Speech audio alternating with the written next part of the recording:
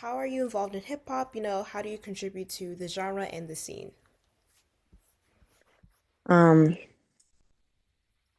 I mean, I'm an active participant as far as my art goes, but hip hop as a culture, you know, I think anybody that, expresses their self in an individual, authentic way, however that looks, the way you dress, if you write poetry, if you rap, if you sing, if you dance, you're a part of the culture and contributing to it by, just showing up as your authentic self and giving a piece of you to inspire and tell a story. But on a professional level, I am a recording artist and creative. I create albums, music, for life, for movement, for dance, for joy, for sanity, all the things. So yeah. And do you think there's any like advantages or any disadvantages when it comes to being part of the genre, like being an artist in hip hop? Um, I mean, the advantage to the art is, you have a place or a platform or a community or a village uh, that you feel seen in, that you can share your thoughts and ideas, you can be creative with. Um, you can heal through by releasing things, however, you choose to release them in the art form. Like the advantage is just having a space, and feeling seen and feeling welcomed and feeling, like you can be yourself. That's what hip hop has always been about: community and voice and expression and individuality. Um, there are no disadvantages when it comes to the art and the culture. Now, if you're asking me the disadvantages when it comes to capitalism and the business of selling our art form, there are disadvantages there. Any business, whether it be through music of hip hop or any other genre, or any other business in the world, they put the money sometimes before the art, and that can be the biggest disadvantages. And there are a lot of things that come with putting business before art and purity. And if you're not aware, if you're not confident, if you're not knowledgeable, you can kind of lose yourself. You can lose your voice. You can lose your authenticity. You can lose your peace of mind. Um, so, that's how I look at it as far as the advantages of being a part of the art and culture and the disadvantages of taking that culture and making it in the business world. Mm. And when you heard that there hasn't been a rap song that's has been able to, I guess, enter the Billboard chart since 1990. What was your reaction to that? And do you I think you believe? have that this statistic wrong. 1990 is crazy. It's I think in the last year, 2026, that hasn't a hip hop song hadn't reached top 40 or top 100, but it's hip hop has been the biggest selling genre since the 1990s. Yeah.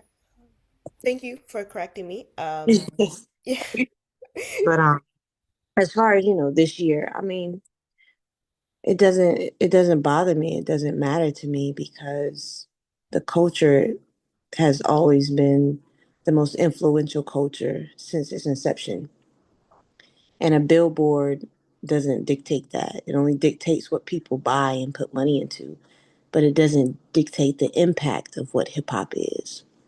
So I never look to Billboard or any other chart monetarily to define the worth and the value and the impact of our culture and what we do. Um, and so, and no, it doesn't concern me at all. I stay excited because I live the culture. I'm in the culture. I see the culture and I see how it's growing. I see all the spaces that it's in. Whether we talk about underground and mainstream, I love the evolution that it continues to have. And do you think, listeners, do you think that they enjoy older hip hop more than newer hip hop?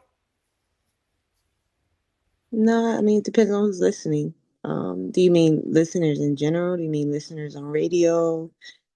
Um, Yeah, like yeah, in general. in general? No, I just think it depends on who's listening, you know. There everybody's ear and everybody's palate and everybody's taste for music is different. You'll get some younger kids who have a wider palette or a deeper excitement for discovery of things that they haven't heard because they are older and they may take the time to listen more to those or be inspired more to those.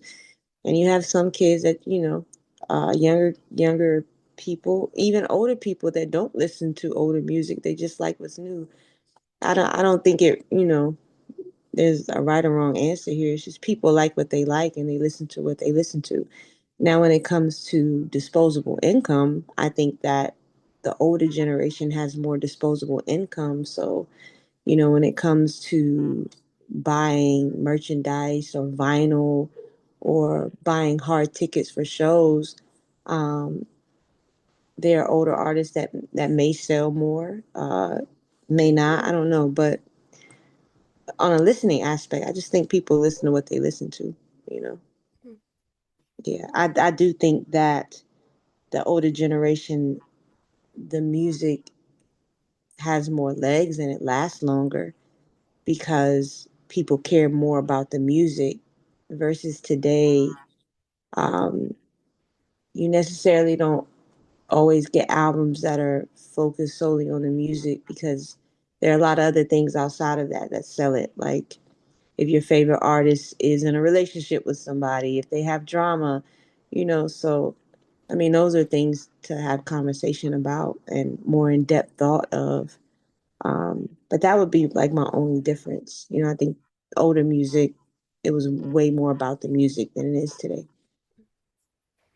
And do you think that hip hop will continue to stay mainstream, or is there maybe like a sudden resurgence where it's just like there was a period in time where hip hop was, I guess, maybe on a decline, but now it's kind of coming back up? Uh, Hip hop's not going anywhere. Hip hop will always be a mainstay. It will always be impactful. It will always evolve. Um, so yeah, I never look at it again. I don't whether hip hop is in the top 40 or not. To me, does not define its impact. But hip hop will be around forever. You know, it's. I mean, when you look at it now, look at K-pop. Look at the influence that hip hop has had in that genre. K-pop is birthed from hip hop. Hip hop is in Saudi Arabia. Hip hop is in China. Hip hop is in Africa. Hip hop is around the world. Um, so you can't hold hip hop to the confines of a top 40 billboard of United States. Mhm.